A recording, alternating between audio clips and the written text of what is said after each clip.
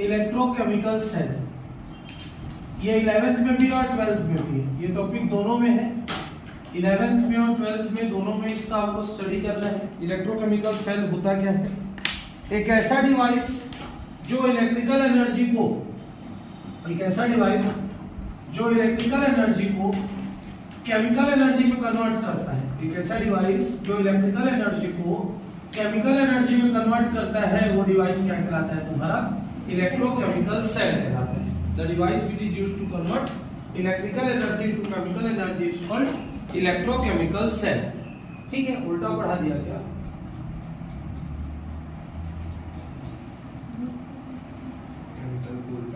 उल्टा है ना, उल्टा हो गया। इलेक्ट्रोकेमिकल सेल जो केमिकल एनर्जी को किस में कन्वर्ट करता है? इलेक्ट्रिकल एनर्जी में कन्वर्ट करता है, वो तुम्हारा क्या कहलाता है? इलेक्ट्रोकेमिकल सेल कहलाता है। ठीक है, याद रखते रहना। इसका खोज किसने किया था? सबसे पहले गैल्वेनी ने, साइंटिस्ट थे। इसलिए इस सेल को गैल्वेनिक सेल के नाम से भी जाना जाता है। किस नाम से जाना जाता है? गैल्वेनिक सेल के नाम से भी जाना जाता है। बाद में इसमें मॉडिफाई किया वोल्टा नेम्ड साइंटिस्ट ने। किसने? वोल्टा नेम्ड साइंटिस्ट ने। इसलिए इस सेल को वोल्टिक सेल के नाम से भी जाना जाता है। किस सेल के नाम से जाना जाता है? वोल्टिक सेल के नाम से जाना जाता है। फिर से तो सबसे पहले एक ऐसा डिवाइस जो केमिकल एनर्जी को किस में कन्वर्ट कर सकता है? इलेक्ट्रिकल एनर्जी में कन्वर्ट कर सकता है, वो सेल क्या कहलाता है? इलेक्ट्रोकेमिकल सेल कहलाता है। ठीक, the device which is used to convert chemical energy into electrical energy is called electrochemical cell.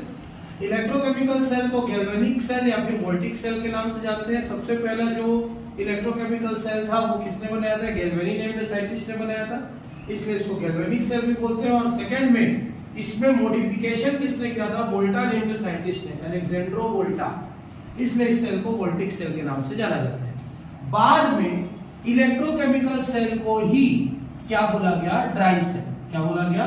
Dry cell. याद रखते रहना। आज की डेट में जो हम लोग पेंसिल सेल उपयोग करते हैं टॉर्च की बैटरी में, मोबाइल कैलकुलेटर में, या फिर और किसमें हम यूज करते हैं?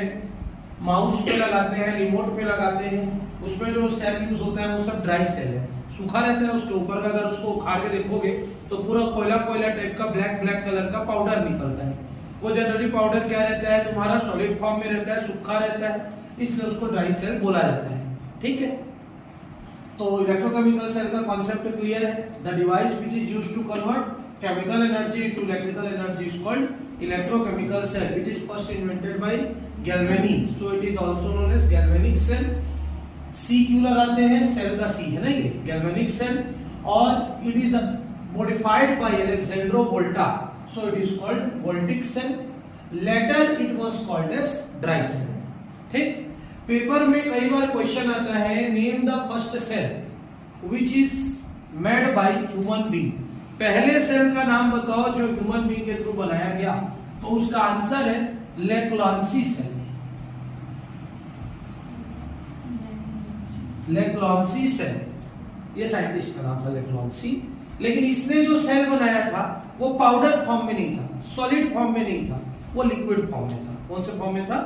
लिक्विड। लेकिन इधर जो अपन पढ़ेंगे सब पाउडर वाला पढ़ेंगे। क्या पढ़ेंगे? पाउडर वाला। ठीक, तो ये लेक्लांसी सेल सबसे पहला मानव निर्मित सेल है। ह्यूमन बीइंग के थ्रू बनाया जाने वाला सबसे पहला सेल का नाम है लेक्लांसी सेल, जिसमें जिंक क्लोराइड सॉल्यूशन का उपयोग किया गया था। किसका उपयोग किया गया था?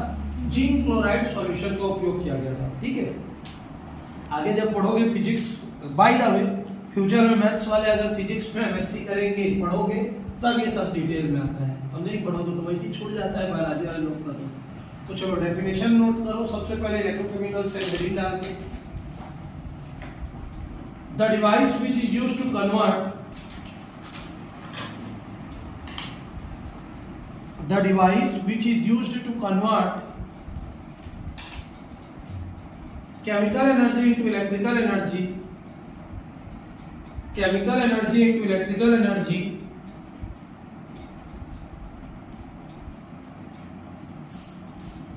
is called electrochemical cell. The device which is used to convert chemical energy into electrical energy is called electrochemical cell. It is also known as It is also known as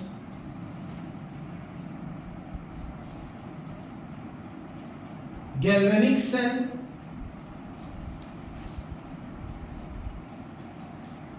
or voltaic cell. Galvanic cell or voltaic cell. It is also known as galvanic cell or voltaic cell. Full stop. अब देखो, सबसे पहले थोड़ा सा revision कर लेते हैं कल जो पढ़े थे। कल की क्लास में मैंने पढ़ाया था ऑक्सीडेशन क्या होता है। मॉडर्न कॉन्सेप्ट के अनुसार मेरे को डिंपल बताएगी व्हाट इज ऑक्सीडेशन। बिना पेज पलटा है, पलटना नहीं, मार खाएगी, पलटना नहीं। बता। हाँ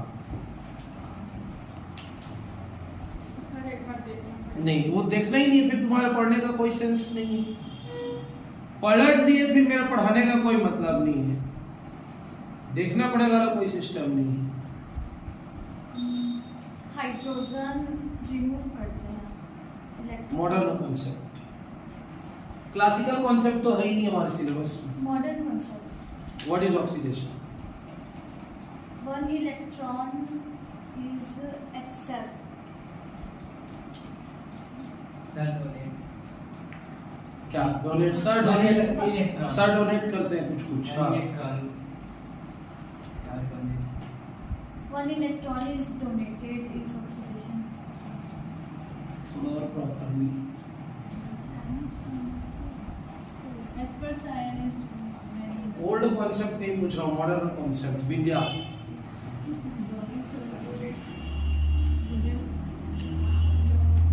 क्या डोनेट? इलेक्ट्रॉन को डोनेट करते हैं।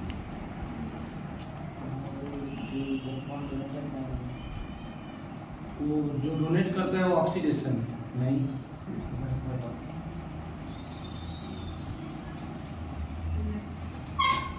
इलेक्ट्रॉन डोनेट होता है रिएक्शन।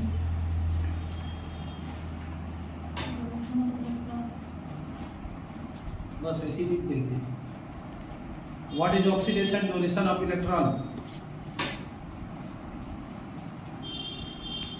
मैंने लिखा था इलेक्ट्रॉन इज डोनेटेड, तुम लोग वैसे लिख दोगे पेपर में, electron is donated.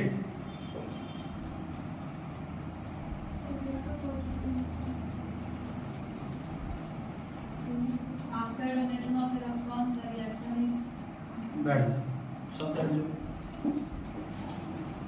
The reaction in which electron is donated is called oxidation. मैंने सिर्फ लिखा था क्या electron is donated, one electron is donated, donation of electron. अरे कौन डोनेट करेगा, मैं कि तुम कि रिएक्शन? कौन डोनेट करेगा? पागल हो गए। एलिमेंट कौन डोनेट करेगा? रिएक्शन डोनेट करेगा इलेक्ट्रॉन को, नहीं ना। ऑब्जेक्ट डोनेट करेगा, और ऑब्जेक्ट क्या है? एलिमेंट। इलेक्ट्रॉन का एमिशन कहाँ से होता है? हम लोगों से थोड़ी होता है इलेक्ट्रॉन का एमिशन, एलिमेंट से होता है। तो एनी सब्सटेंस या any element which donates electron in any reaction is called oxidation. किसी भी रिएक्शन में किसी भी एलिमेंट के थ्रू जब इलेक्ट्रॉन को डोनेट किया जाता है, एलिमेंट हो या आयन हो, एटम हो या आयन, एटम या आयन बोल सकते हो, एटम या आयन के थ्रू जब इलेक्ट्रॉन को डोनेट किया जाता है तो वो क्या कहलाता है? वो रिएक्शन क्या कहलाता है? Oxidation reaction. Donation of electron, ये रख दिया होगा इससे इलेक्ट्रॉन डोनेट नहीं होगा ना, तो किससे होगा? एटम या फिर आयन से। तो उसको कंप्लीट करोगे ऑक्सीडेशन। मैंने बता दिया, उस टाइम पे मैं फ्लो में पढ़ा रहा था, मैंने क्लासिकल पढ़ा के मॉडर्न में पढ़ाया था, इसलिए मैंने उसको कंप्लीट नहीं लिखा। But you have to study. Atom या आयन के थ्रू जब इलेक्ट्रॉन डोनेट होता है तो वो रिएक्शन क्या कहलाता है? ऑक्सीडेशन। और एटम या आयन के थ्रू जब इलेक्ट्रॉन एक्सेप्ट होता है तब वो रिएक्शन क्या कहलाता है? रिडक्शन। तो यहाँ पे अपन लिखेंगे क्या? फिर से वही लिख रहा हूं, donation of electron, donate electron. और रिडक्शन क्या होता है? को रिवाइज किए, रिडक्शन क्या होता है? व्हेन एनी एटम और एन एक्सेप्ट इलेक्ट्रॉन। अगर डोनेट करेगा तो वो क्या है, ऑक्सीडेशन, और एक्सेप्ट करेगा तो क्या है, रिडक्शन। अब अगर हम लोग इलेक्ट्रोकेमिकल सेल का कंस्ट्रक्शन को पढ़ते हैं, किसको पढ़ते हैं, कंस्ट्रक्शन को, तो इसका कंस्ट्रक्शन कैसे होता है, इसका कंस्ट्रक्शन को अच्छे से पढ़ना जरूरी है। तो सबसे पहले हम लोग क्या ले लेते हैं, 2 बीकर ले लेते हैं। कितने बीकर ले लेते हैं, 2 बीकर कंसीडर करते हैं। बीकर सबको पता है, देख चुके हो बीकर, ठीक। तो हम लोग कितना 2 बीकर ले लेते हैं, 2 बीकर ले लेते हैं। दोनों बीकर में 2 अलग अलग मेटल के सॉल्यूशन डाल देते हैं, दोनों बीकर में 2 अलग अलग मेटल के सॉल्यूशन डाल देते हैं, ठीक है। पहले बीकर में अलग मेटल का सॉल्यूशन डालते हैं और दूसरे बीकर में अलग मेटल का सॉल्यूशन डालते हैं। दोनों बीकर में अलग अलग मेटल का सॉल्यूशन डाल देंगे। यहां तक क्लियर हुआ, ठीक। पहले बीकर में मान के चलते हैं हम लोग ZnSO4 का सॉल्यूशन डालते हैं। किसका सॉल्यूशन डालते हैं, ZnSO4 का। और दूसरे बीकर में हम लोग CuSO4 का सॉल्यूशन डाल देते हैं। किसका सॉल्यूशन डाल देते हैं, CuSO4 का। तो सबसे पहले हमने क्या किया, 2 बीकर लिया, कंसीडर 2 बीकर। दोनों बीकर में हमने अलग अलग मेटल का सॉल्यूशन डाला। तो पहले में हमने क्या डाल दिया, जिंक सल्फेट, दूसरे में हमने क्या डाल दिया, कॉपर सल्फेट। जिस मेटल का हमने क्या लगाया, सॉल्यूशन डाला, उसी मेटल का उसमें इलेक्ट्रोड लगा देना है, उसी मेटल का उसमें क्या लगा देना है, इलेक्ट्रोड। तो कौन सा इलेक्ट्रोड लगाना है, जिंक का इलेक्ट्रोड लगाना है। इसमें हमने कॉपर सल्फेट सॉल्यूशन डाला, तो इसमें किसका इलेक्ट्रोड लगाना है हमको, कॉपर का इलेक्ट्रोड लगाना है। यहां तक क्लियर हुआ कि नहीं। Consider 2 beaker in which 2 different solutions are kept. In first beaker ZnSO4 is kept, in another beaker CuSO4 is kept. In first beaker zinc electrode is placed, in second beaker copper electrode is placed. Both the electrodes are connected by wire. दोनों electrode को हम लोग किससे connect कर देते हैं, wire से, और बीच में क्या लगा देते हैं, गैल्वेनोमीटर। क्या लगा देते हैं, गैल्वेनोमीटर। यहां तक क्लियर है। दोनों इलेक्ट्रोड को 2 वायर से कनेक्ट करेंगे और दोनों वायर को आपस में कनेक्ट कर देंगे, किस क्या लगा के बीच में, गैल्वेनोमीटर। गैल्वेनोमीटर एक ऐसा डिवाइस होता है जिससे हम लोग करंट को मेजर करते हैं। किसको मेजर करते हैं, करंट को मेजर करते हैं। तो करंट को मेजर करने के लिए जिस डिवाइस का यूज किया जाता है वो डिवाइस क्या कहलाता है, गैल्वेनोमीटर कहलाता है। खत्म। इसके बाद इसमें एक यू शेप्ड का ट्यूब लगा देते हैं। क्या लगा देते हैं, यू ट्यूब लगा देते हैं, ठीक है। यू शेप्ड का ट्यूब लगा देते हैं और इस यू ट्यूब में हम लोग क्या करते हैं, थिक पेस्ट भर देते हैं। थिक पेस्ट मतलब गाढ़ा पेस्ट भर देते हैं। अगर अगर और KCl का, जेली बेली खाते हैं, जेली बेली मान के चलो, इसके अंदर क्या डाल देते हैं, जेली बेली,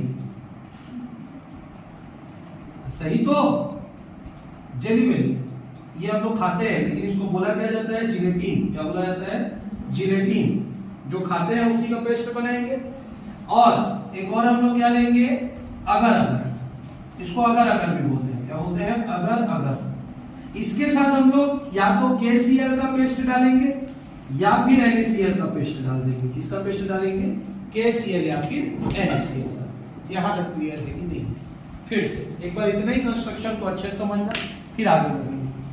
सबसे पहले हम लोगों को क्या करना है, 2 बीकर लेना है। एक बीकर में हमको क्या डालना है, ZnSO4 सॉल्यूशन डालना है। एक बीकर में हमको क्या डालना है, CuSO4 सॉल्यूशन डालना है। जिस मेटल का सॉल्यूशन डालेंगे उस मेटल का उस पे इलेक्ट्रोड लगा देंगे। इसमें कॉपर का सॉल्यूशन डालें, इसमें कॉपर का इलेक्ट्रोड लगा देंगे। दोनों इलेक्ट्रोड को वायर के मीडियम से ज्वाइन करेंगे और बीच में क्या लगा देंगे, गैल्वेनोमीटर लगा देंगे। गैल्वेनोमीटर क्या काम करता है, जब करंट फ्लो होगा तो कितना करंट फ्लो हुआ, किस डायरेक्शन में करंट फ्लो हुआ, उस चीज की जानकारी देता है कि करंट लेफ्ट टू राइट जा रहा है कि राइट टू लेफ्ट जा रहा है और कितना जा रहा है, इसकी जानकारी हमको कौन देता है, गैल्वेनोमीटर देता है। अब उसमें यू शेप्ड का एक हम लोग ट्यूब लगाएंगे। उस यू ट्यूब को हम लोग क्या बोलते हैं, सॉल्ट ब्रिज। क्या बोलते हैं उसको, सॉल्ट ब्रिज बोलते हैं। क्लियर है यहाँ पर, यू शेप्ड का ट्यूब को यू ट्यूब नहीं बोलते हैं, क्या बोलते हैं, सॉल्ट ब्रिज बोलते हैं। सॉल्ट ब्रिज में क्या भरा हुआ रहता है, जिलेटिन या फिर अगर अगर, जेली बेली मत लिखना, क्या जिलेटिन या फिर अगर अगर, थिक पेस्ट जो क्या रहता है, चिपचिपा रहता है, ठीक है। एक आता नहीं खेलने का, क्या बोलते हैं उसको, स्लाइम। स्लाइम ना, स्लाइम टाइप का पेस्ट रहता है। उसमें KCl या NaCl को क्या करके उबाल के गर्म करके इसमें भर दिया जाता है। ठीक, क्लियर है यहाँ पर। कंस्ट्रक्शन समझ में आया, किसी को डाउट है कंस्ट्रक्शन में, नहीं है कि फिर से अगर बोलोगे बताने के लिए तो फिर से बता दूंगा। और YouTube के अंदर यही जिलेटिन या अगर अगर का थिक पेस्ट रहेगा किसके साथ, KCl या फिर NaCl के साथ। ठीक, क्लियर है। अब वर्किंग पढ़े, इसको रफ कॉपी में लिख के लाना कंस्ट्रक्शन को कल, पहले चेक करूंगा रफ कॉपी में फिर फेयर करना। अब आ जाते हैं इसकी वर्किंग क्या होगी। वर्किंग क्या होगी, सबसे पहले हम लोग इसमें ये जो हमारा इलेक्ट्रोड है इससे हम लोग करंट पास करेंगे। क्या पास करेंगे, करंट। जब दोनों को जोड़ दियो तो करंट पास करने की जगह नहीं, तो जोड़ना बाद में, पहले ये डिस्कनेक्टेड है, क्या ये डिस्कनेक्टेड है। तो पहले हम लोग इसमें इसी इलेक्ट्रोड के थ्रू क्या पास करेंगे, करंट पास करेंगे। करंट पास करेंगे तो इसका आयोनाइजेशन हो जाएगा। क्या हो जाएगा, उसका आयोनाइजेशन हो जाएगा। आयोनाइजेशन होगा तो दो पार्ट में टूटेगा। ZnSO4 को जब आयोनाइज करोगे तो कैसे बनेगा, Zn2 प्लस SO4 2 यही होगा। ठीक, क्या होगा, Zn2 प्लस SO4 2 होगा। वैसे ही इसमें जब करंट को अप्लाई करोगे तो ये भी दो पार्ट में टूट जाएगा। क्या क्या बनेगा, CO2 प्लस SO4 2 मतलब हमको दोनों बीकर का क्या करना है, आयोनाइजेशन करना है। पहला प्रोसीजर क्या करना है, समझ में आया कि नहीं आया, आयोनाइजेशन। और आयोनाइजेशन क्या होता है, कोई सा भी हम लोग इलेक्ट्रोलाइट लेते हैं, उस इलेक्ट्रोलाइट में हम लोग इलेक्ट्रोड लगा के जब करंट को पास करते हैं तो वो अपने आयंस में क्या हो जाता है, ब्रेक हो जाता है। इस प्रोसेस को क्या बोलते हैं, आयोनाइजेशन। तो हमको दोनों बीकर का सबसे पहले क्या करना है, आयोनाइजेशन करना है। जो हमारा सॉल्यूशन है उस सॉल्यूशन को आयंस में तोड़ देना है। किसमें तोड़ देना है, अभी सॉल्यूशन था, सॉल्यूशन में इलेक्ट्रोड लगा के उसको आयंस में तोड़ दिए, मतलब इसमें अब दो प्रकार के आयन दिखने लगे, Zn2 प्लस आयन और SO4 2 आयन। इसमें दो प्रकार के आयन दिखे, CO2 प्लस आयन और SO4 2 आयन। यहां तक क्लियर है कि नहीं, पहला चीज दोनों बीकर में क्या करना है, इलेक्ट्रोड लगा हुआ है, दोनों में इलेक्ट्रिसिटी को जोड़ना है और इलेक्ट्रिसिटी को जैसे ही पास करेंगे तो सॉल्यूशन किसमें टूट जाएगा, अपने आयंस में। क्या क्या आयन बनाएगा, ZnSO4 Zn2 plus ion SO4 2 है। CuSO4 क्या क्या आयन बनाएगा, Cu2 प्लस आयन SO4 2 है। खत्म। सेकंड स्टेप क्या होगा, अब जैसे ही इसको यहां पर से ज्वाइन किया जाएगा दोनों को, ठीक, तो दोनों को ज्वाइन करने के बाद ये जो जिंक इलेक्ट्रोड है, जिंक इलेक्ट्रोड में ऑक्सीडेशन हो जाएगा। कौन सा रिएक्शन हो जाएगा, ऑक्सीडेशन। ऑक्सीडेशन होगा तो क्या होगा बताओ, Zn एक इलेक्ट्रॉन को डोनेट करेगा और क्या बना लेगा, Zn प्लस, फिर Zn प्लस एक और इलेक्ट्रॉन को डोनेट करेगा और क्या बना लेगा, Zn2 प्लस। जब दोनों रिएक्शन को एक साथ दिखेंगे तो Zn प्लस कट गया, क्या हुआ, Zn कितना इलेक्ट्रॉन को डोनेट किया, दो इलेक्ट्रॉन को डोनेट करके क्या बना लिया, Zn2 प्लस, और क्या बन गया, दो इलेक्ट्रॉन बाहर। तुम लोग डायरेक्ट यही वाला रिएक्शन को लिख सकते हो। तो जिंक इलेक्ट्रोड का क्या होगा, ऑक्सीडेशन होगा। ऑक्सीडेशन होने के बाद जो जिंक प्लस आयन है टूट टूट के नीचे गिरने लगेगा। ये सब क्या टूट टूट के गिरेगा, Zn2 प्लस है। और जो दो इलेक्ट्रॉन एक्स्ट्रा है वो यहाँ इस सर्किट से कहां की तरफ जाने लग जाएगा, किसकी तरफ जाएगा, कॉपर वाले बीकर की तरफ जाएगा। जब कॉपर वाले बीकर की तरफ जाएगा तो यहाँ पर पहले से क्या मौजूद है तुम्हारे पास, क्या मौजूद है, कॉपर आयन। क्या मौजूद है तुम्हारे पास, ये कॉपर आयन यहाँ से आने वाले इलेक्ट्रॉन को गेन कर लेगा और गेन करने के बाद इस इलेक्ट्रोड में इसी तरीके से क्या होता जाएगा, चिपकता जाएगा। जब इलेक्ट्रॉन कॉपर के पास आएगा तो Cu2 प्लस दोनों इलेक्ट्रॉन को गेन कर लेगा और गेन करके क्या बना लेगा, Cu बना लेगा। तो जब गेन करेगा तो इसमें कौन सा रिएक्शन हुआ, रिडक्शन। ये डोनेट कर रहा था, इसमें कौन सा रिएक्शन हुआ, ऑक्सीडेशन। तो लेफ्ट हैंड साइड में कौन सा रिएक्शन होता है, ऑक्सीडेशन। राइट हैंड साइड में कौन सा रिएक्शन हो जाता है, रिडक्शन। क्लियर है। तो होता क्या जाएगा, ये वाला टूट टूट के नीचे गिरेगा, इलेक्ट्रॉन जाएगा, टूट के नीचे करेगा, इलेक्ट्रॉन जाएगा, टूट के नीचे करेगा। तो एक ऐसा समय आएगा कि ये पूरा गायब हो जाएगा। अब एक इलेक्ट्रोड है लोहा, उसका टूट टूट के जिंक नीचे गिरता जा रहा है, तो एक ऐसा समय आएगा कि गायब हो जाएगा, सारा टूट के नीचे गिर गया और सारा इलेक्ट्रॉन इधर फ्लो हो गया। यहाँ क्या दिखने लगेगा, कॉपर का इलेक्ट्रोड तो पहले से था, कॉपर आयन दो इलेक्ट्रॉन को गेन करके इसमें क्या होता जा रहा है, चिपकता जा रहा है, चिपकता जाएगा, इतना ज्यादा वजनदार हो जाएगा कि तार सह नहीं पाएगा उसको, और यह भी टूट के उसी के नीचे गिर जाएगा। ये कैसा गिर रहा है, आयन बन के गिर रहा है। लेकिन ये क्यों गिरेगा, क्योंकि इसका वजन बढ़ जाएगा और वायर में वो चिपका नहीं रहेगा, तो फोल्डिंग से रहता है। ज्यादा वजन होगा तो टूट के नीचे गिर जाएगा। जब टूट के नीचे गिरेगा तो रिएक्शन क्या हो जाएगा, स्टॉप हो जाएगा, दोनों में स्टॉप होगा। अगर ये गायब हुआ तो भी स्टॉप होगा, ये टूट के नीचे गिरेगा तो भी स्टॉप हो जाएगा। क्लियर है यहाँ पर? जब ये टूट के नीचे गिर जाएगा तो हम नया एक जिंक का इलेक्ट्रोड लगा देंगे। ये कॉपर इसमें टूट के नीचे गिर जाएगा तो एक नया कॉपर का इलेक्ट्रोड लगा देंगे, फिर से रिएक्शन चालू हो जाएगी। एक ऐसा कंडीशन आएगा कि यहाँ पे पूरा जिंक का आयन ऐसे भर जाएगा, और यहाँ एक ऐसा कंडीशन आ जाएगा कि पूरा किसका आयन भर जाएगा, सल्फेट का। कॉपर तो चिपक रहा है ना, उसको तो ऐसे करके निकाल देंगे जो टूट के गिरा रहेगा उसको, लेकिन यहाँ सल्फेट का आयन भरा रहेगा और यहाँ किसका आयन भर गया रहेगा, जिंक का। यहाँ पे Zn2+ आयन भरा रहेगा, यहाँ क्या भरा रहेगा, SO4 रिएक्शन फिर से स्टॉप हो गया। तो हम लोग नीचे बर्नर लगा के इसको गर्म कर देंगे। किसको गर्म करेंगे, बर्नर लगा के सॉल्ट ब्रिज को। सॉल्ट ब्रिज को जैसे ही गर्म करेंगे तो गर्म करने के कारण ये KCl आयनाइज हो जाएगा। कौन आयनाइज हो जाएगा, KCl, और किसमें टूटेगा, K+ और Cl-। K+ किसके पास जाएगा, सल्फेट के पास, और K+ सल्फेट आयन के साथ रिएक्ट करके क्या बनाएगा, K2SO4, रिएक्शन चालू। ये क्लोरीन आयन किसके पास चला जाएगा, जिंक के पास, और Zn2+ किसके साथ रिएक्ट करेगा, क्लोरीन के साथ, और क्या बना लेगा, रिएक्शन फिर से चालू। ठीक, अगर तो यूं समझ में आया, जब दोनों तरफ का रिएक्शन स्टॉप हो जाता है तो अगर को गर्म करते हैं, गर्म करने के कारण उसमें जो सॉल्ट भरा रहता है वो सॉल्ट अपने आयंस में टूट जाता है। पॉजिटिव आयन नेगेटिव की तरफ जाता है और नेगेटिव आयन पॉजिटिव की तरफ जाता है, और कंबाइन होके फिर से सॉल्यूशन बना लेता है, और रिएक्शन फिर से क्या हो जाता है, स्टार्ट हो जाता है। इलेक्ट्रिकल न्यूट्रलिटी को मेंटेन करने के लिए किसका उपयोग किया जाता है, सॉल्ट ब्रिज का। इस तरीके से हमारा रिएक्शन फिर से स्टार्ट होगा। अब इस रिएक्शन में क्या देखने के लिए मिला, लेफ्ट हैंड साइड से इलेक्ट्रॉन किसकी तरफ मूव कर रहा है, राइट हैंड साइड की तरफ। तो राइट हैंड साइड से करंट किसकी तरफ मूव करने लगेगा, लेफ्ट हैंड साइड की तरफ। जो गैल्वेनोमीटर का ऐसा है उसको करेगा। क्लियर है यहाँ पर तक? गैल्वेनोमीटर का डिफ्लेक्शन कैसे चला जाएगा, right to left, anti clockwise घूमेगा, जिससे हम लोग मेजर कर लेंगे कि इतना करंट है करके। क्लियर है? ये है तुम्हारा वर्किंग ऑफ क्या क्या इलेक्ट्रोकेमिकल सेल। समझ में आया? ठीक, 1 मिनट का पॉज लेते हैं। 1 मिनट का फिर से एक बार एक्सप्लेन करूंगा और इसको कल लिख के लेके आएंगे ऑनवर्ड्स, क्योंकि ड्राइंग तो बहुत अच्छा दिखने लग गया है ना। समझने का कोशिश करना ड्राइंग को। कंस्ट्रक्शन तक क्लियर है कि 2 बीकर लेते हैं, दोनों बीकर में 2 अलग-अलग सॉल्यूशन लेते हैं, दोनों सॉल्यूशन में 2 इलेक्ट्रोड लगा देते हैं, दोनों इलेक्ट्रोड को आउटर सर्किट से गैल्वेनोमीटर लगा के जोड़ देते हैं। U-ट्यूब लेते हैं, U-ट्यूब का U-शेप्ड का ट्यूब लेते हैं, U-ट्यूब नहीं लेते हैं।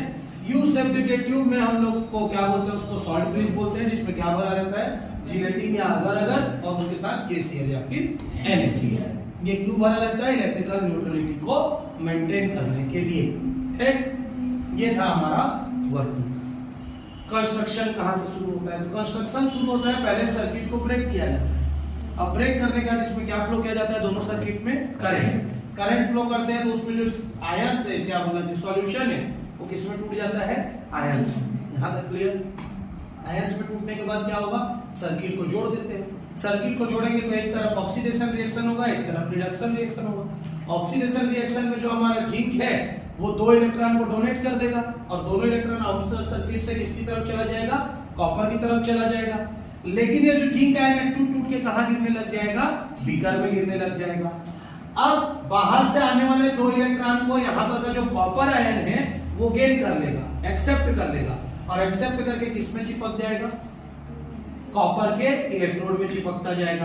तो जब इलेक्ट्रॉन को गेन करेगा तो कौन सा रिएक्शन हो जाएगा, रिडक्शन।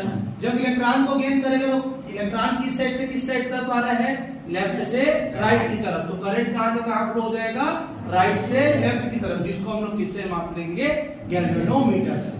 और डिफ्लेक्शन किस तरफ रहेगा, राइट से लेफ्ट की तरफ रहेगा। क्लियर है यहाँ पर तक? कोई डाउट? समझ में आया? एक ऐसा समय आएगा कि पूरा जिंक का इलेक्ट्रोड टूट के नीचे गिर जाएगा। जैसे जिंक का इलेक्ट्रोड टूट के नीचे गिरेगा तो रिएक्शन स्टॉप हो जाएगा, ऑक्सीडेशन होगा नहीं, तो फिर करंट कहां से फ्लो होगा। तो फिर से नया एक हम लोग जिंक का इलेक्ट्रोड लगाएंगे। कुछ समय बाद ये इतना वजनदार हो जाएगा कॉपर का इलेक्ट्रोड, ये टूट के नीचे गिर जाएगा। तो इसको बैलेंस करने के लिए हमको क्या लगाना पड़ेगा, फिर कॉपर का इलेक्ट्रोड लगाना पड़ेगा, फिर से रिएक्शन स्टार्ट हो जाएगा। एक ऐसा समय आएगा कि यहाँ पर किसकी मात्रा ज्यादा बढ़ जाएगी, जिंक आयन की। यहाँ पर किसकी मात्रा बढ़ जाएगी? सल्फेट आयन की। रिएक्शन फिर से स्टॉप हो जाएगा। यहाँ पे पॉजिटिव आयन भर गया, यहाँ पे नेगेटिव आयन भर गया। उसको साफ करना है तो हम लोग किसको गर्म करेंगे? सॉल्ट ब्रिज को। सॉल्ट ब्रिज को जैसे ही गर्म करेंगे तो KCl अपने आयन में टूट जाएगा। क्या बनाएगा? K+ और Cl- है। K+ और Cl-, K+ किसके पास चला जाएगा? सल्फेट के पास, और K2SO4 बना लेगा। और Cl- किसके पास चला जाएगा? जिंक के पास। क्या बना लेगा? ZnCl2 बना लेगा। अब फिर से रिएक्शन क्या हो जाएगा? स्टार्ट हो जाएगा। फिर से लेफ्ट से राइट में क्या फ्लो होने लगेगा? इलेक्ट्रॉन। राइट से लेफ्ट में क्या फ्लो होने लगेगा? करंट। तो ये सबसे पहले इलेक्ट्रिकल एनर्जी, क्या थी? Chemical energy. केमिकल एनर्जी से किसमें कन्वर्ट हो गया? ये इलेक्ट्रिकल एनर्जी में। इसलिए इस सेल को क्या बोला जाता है? Electrochemical cell. लेकिन यहाँ पर भी हम लोग देख रहे हैं कि केमिकल एनर्जी में कन्वर्ट करना पहले पड़ रहा है। मार्केट में केमिकल एनर्जी मिलती नहीं है, हमको करंट देके उसको केमिकल एनर्जी में कन्वर्ट करना पड़ रहा है। फिर उससे हम क्या जनरेट कर रहे हैं? Electrical energy. बैटरी भी लेके आते हैं, तो बैटरी में जो हम लोग H2SO4 डालते हैं, यानी जो बड़ी बड़ी बैटरी आती है इन्वर्टर की, उसको भी पहले क्या करना पड़ता है? चार्जिंग करना पड़ता है। फिर वो एक बार डिस्चार्ज होता है, फिर चार्ज होता है। पहली बार तो चार्जिंग करके ही देता है ना। डिस्चार्ज बैटरी को लोगे क्या? कोई नहीं लेगा। पहले तो चार्जिंग करना पड़ेगा। मतलब यह प्रोसीजर जो मैंने बोला था, यहाँ से इन दोनों को काट के करने का। तो पहले तो ब्रेक कर रहे हैं ना, सॉल्यूशन को तोड़ रहे हो ना। कैसे तोड़ रहे हो? करंट प्रोवाइड करके। तो without electrical energy chemical energy can not converted into electrical energy. समझ में आया? इलेक्ट्रिकल एनर्जी के बिना केमिकल एनर्जी से इलेक्ट्रिकल एनर्जी बनाया नहीं जा सकता। सर है ना? सर तो दोनों ही स्टॉप होगा तब KCl लगेगा, और फिर अगर एक ही स्टॉप हो रहा है तब भी KCl लगेगा। जिंक आयन बढ़ गया, सल्फेट आयन तो बढ़ ही रहा है ना, लेकिन उतना नहीं बढ़ा। यहाँ सल्फेट आयन है ही ना, ये तो टूट टूट के बैठेगा ही तुम्हारे पास बहुत सारा। यहाँ का जितना कॉपर था वो सब चला गया, तो क्या बचेगा? यहाँ पे खाली सल्फेट सल्फेट। यहाँ पे क्या बचेगा? जिंक और सल्फेट दोनों बचेगा यहाँ पे। ये भी तो बचेगा ना इसमें। ठीक, क्लियर? चलो पॉज कर दो। It is a U-shaped tube. Sir तो इसका जो proof है वो wrong है। कैसे? हम पहले इलेक्ट्रिसिटी यही करेंगे। किसी भी चीज को स्टार्ट करने के लिए हमको इलेक्ट्रिसिटी की आवश्यकता होती है। जैसे एग्जांपल के लिए टरबाइन को रोटेट करना है। टरबाइन को रोटेट करने के लिए हम लोगों को अगर उसकी बात करें, वाटर क्या बोलते हैं उसको, डैम को खोलने के लिए किसकी जरूरत पड़ती है? इलेक्ट्रिसिटी की जरूरत पड़ती है। तब डैम का दरवाजा खुलता है कि नहीं खुलता है? तो क्या यूज किए? इलेक्ट्रिसिटी। डैम का दरवाजा खुला, पानी फ्लो हुआ, तब ना करंट पैदा हुआ। अब अगर हम लोग सोलर पैनल की बात करते हैं तो धूप में एक तो प्लेट को रख दोगे तो करंट तो जनरेट नहीं हो जाएगा, उससे नहीं होएगा ना। अगर एल्यूमिनियम का ही प्लेट को काला काला कर दें और रख दें और दो डब वायर को लेके बोलेंगे कि ले बेटा तू जल जाए, पंखा चल जाए, तो पॉसिबल तो नहीं है। उसमें भी हमको मैकेनिज्म इलेक्ट्रिसिटी की डालनी पड़ेगी। जब तक इलेक्ट्रॉन फ्लो नहीं होगा, वो उसको मैकेनिज्म बनाएगा नहीं, तब तक फ्लो नहीं हो सकता। तो भले ही हम लोग बोलते हैं coal and petroleum sources are exhaustive sources of energy, exhaust होने वाला है, लेकिन वही हमारा प्योर सोर्स है। Pure source in the sense natural, जिससे हम लोग इलेक्ट्रिसिटी डायरेक्ट प्राप्त करते हैं। उसके लिए मैकेनिज्म की जरूरत नहीं पड़ती है। आग डालो, धुआं निकलेगा, धुआं से तुम्हारा इलेक्ट्रिसिटी जनरेट हो जाएगा। थर्मल पावर प्लांट में क्या होता है? स्टीम से ही करंट जनरेट करते हैं, लेकिन उसका अमाउंट क्या रहता है? कम। ठीक है, तो डेफिनेटली वही चीज है। अगर हम लोग ऑप्शन ढूंढेंगे, किसी भी चीज का अगर हमको ऑप्शन सर्च करना है, तो ऑप्शन के लिए हमको क्या करना पड़ेगा? सैक्रिफाइस करना पड़ेगा। Solar energy, no doubt electricity generated, लेकिन उसके लिए जनरेशन करने के लिए हमको क्या करना पड़ेगा? देना पड़ेगा, वाटर देना पड़ेगा। विंड एनर्जी है, विंड एनर्जी से इलेक्ट्रिसिटी जनरेट होता है, लेकिन हम कंज्यूम नहीं कर सकते, स्टोर नहीं कर सकते विंड एनर्जी की। और वहीं पे जनरेट होगा जहां पे बहुत ज्यादा स्पीड से हवा बह रहा है। शक्ति में लगा दोगे, बोलोगे तो आंधी तूफान का इंतजार करना पड़ेगा जिसका, उस दिन विंड मिल घूमेगा और इतना घूमेगा कि आधा घंटा के लिए ही हम इलेक्ट्रिसिटी जनरेट कर पाएंगे, उसके बाद फिर खत्म। सोलर एनर्जी तभी वर्क करेगा जब सनलाइट है, जब सनलाइट नहीं है उस दिन सोलर एनर्जी खत्म, तो उस दिन हमारे लिए फिर अंधेरा हो जाएगा। वाटर एनर्जी तब यूजफुल है जब हमारे पास वाटर कलेक्टेड होगा। डैम में ही पानी नहीं है तो कहाँ, अपने घर का पानी थोड़ी फ्लो करोगे डैम में जाके, तो पॉसिबल नहीं है, स्टोरेज करना पड़ेगा। ओशियन का पानी, रिवर का पानी लाके तो फ्लो नहीं कर सकते, फिर एक कैनाल थोड़ी बनाएंगे अब उसके लिए कि नहीं, पहले जोड़ो रिवर को किससे, डैम से, और डैम में पानी भरो, फिर उस पानी को फिर फ्लो करो, वैसा नहीं हो सकता ना। तो जितने भी टेक्निक अभी तक के अपन बनाते हैं सबकी कुछ ना कुछ रेमेडीज होती है, मतलब कुछ ना कुछ गलतियां होती है और उन गलतियों को सुधारा नहीं जा सकता, उसका कोई विकल्प नहीं है, फिर हम नए कुछ चीजों को इन्वेंट करते हैं। अगर हमारे पास उन चीजों के विकल्प हो जाए, ऑप्शंस हो जाए, उसके सॉल्यूशंस निकल जाए, तो हम लोग फिर क्या करेंगे?